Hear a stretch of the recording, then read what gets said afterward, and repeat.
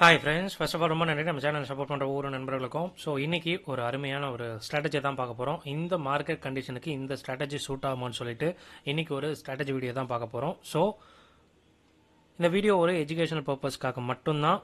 So உங்களுக்கு வேணுன்றவங்க நீங்கள் உங்களுடைய ஃபினான்ஷியல் அட்வைசர்கிட்ட கேட்டு நீங்கள் இந்த ஸ்ட்ராட்டஜியை யூஸ் பண்ணிக்கலாம். ஸோ கண்டிப்பாக இந்த ஒரு ஸ்ட்ராட்டஜி இந்த மார்க்கெட்டுக்கு ரொம்பவே சூட் ஆகும். ஸோ அதனால தான் இந்த ஒரு வீடியோ பிடிச்சிருந்தா கண்டிப்பாக ஒரு லைக் ஒன் பண்ணிடுங்க. ஸோ வாங்க இப்போ இந்த கண்டென்ட்டை பார்க்கலாம்.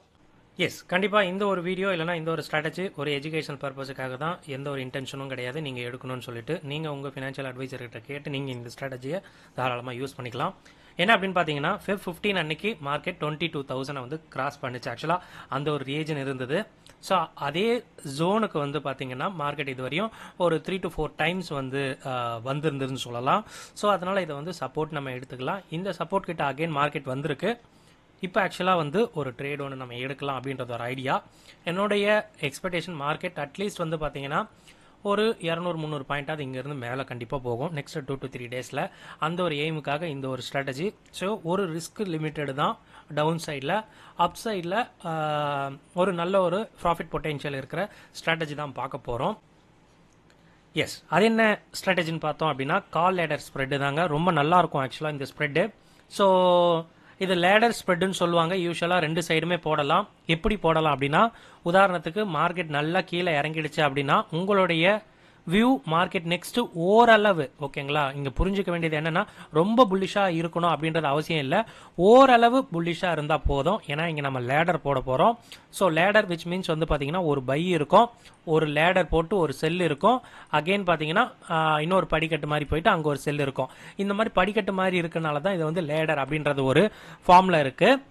ஸோ இதை யூஸ்வலாக சொல்லணும் அப்படின்னா 1:2 ரேஷியோ அப்படின்னு சொல்லலாம். பட் வந்து இது ஒரே இடம் நம்ம ரெண்டு செல் பண்ணுறதில்ல. அதனால தான் இது வந்து லேடர் அப்படின்ற ஒரு பேர் இருக்குது. ஸோ யூஸ்வலாக மார்க்கெட் கீழே இறங்கும் போது மேலே ஒரு வியூ இருந்தால் இந்த தாராளமாக நம்ம இந்த மாதிரி கால் சைடில் லேடர் எடுக்கலாம்.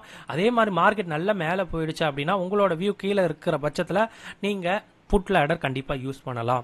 பட் புட் லேடர் வந்து எப்போவுமே வந்து டவுன் சைடில் போடும்போது ரொம்ப காஷியஸாக இருக்கணும்.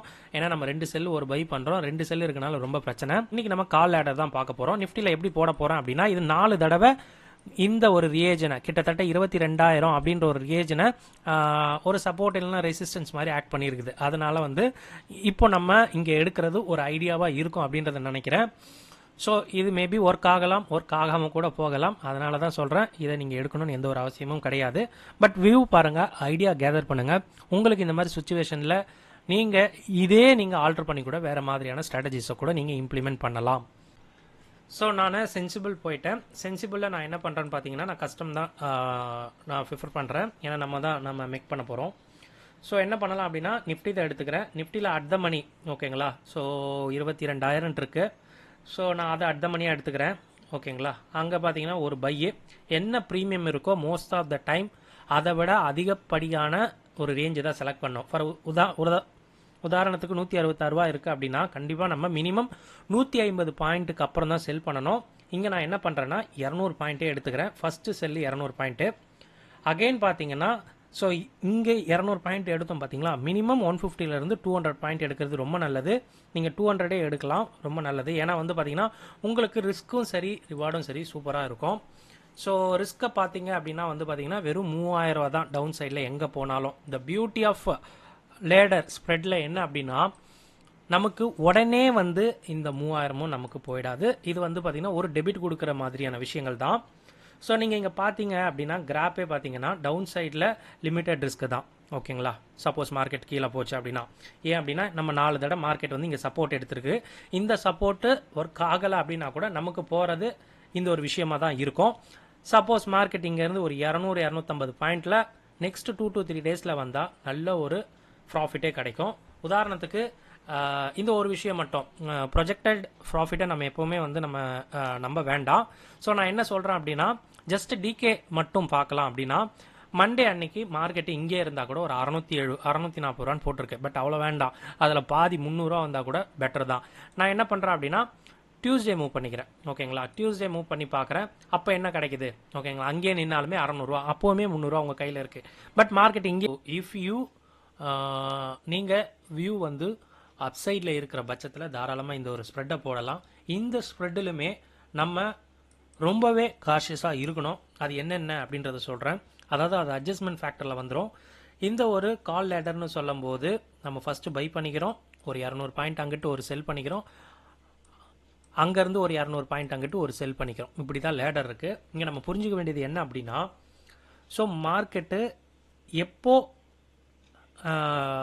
இதோட டெல்டா, ஆக்சுவலாக இதோட விஷயம் என்ன அப்படின்னு பார்த்தீங்கன்னா, இங்கே நம்ம டெல்டாவையும் ஃப்ரெண்ட் ஆக்கிக்கிறோம், ஆஸ் வெல் அஸ் 2 லெக்கு மூலமாக டைமையும் நம்ம ஃப்ரெண்ட் ஆக்கிக்கிறோம். அதனால தாங்க நீங்கள் பார்க்கும்போது டெபிட் 3000 அப்படின்ற மாதிரி கம்மியாக காட்டுது.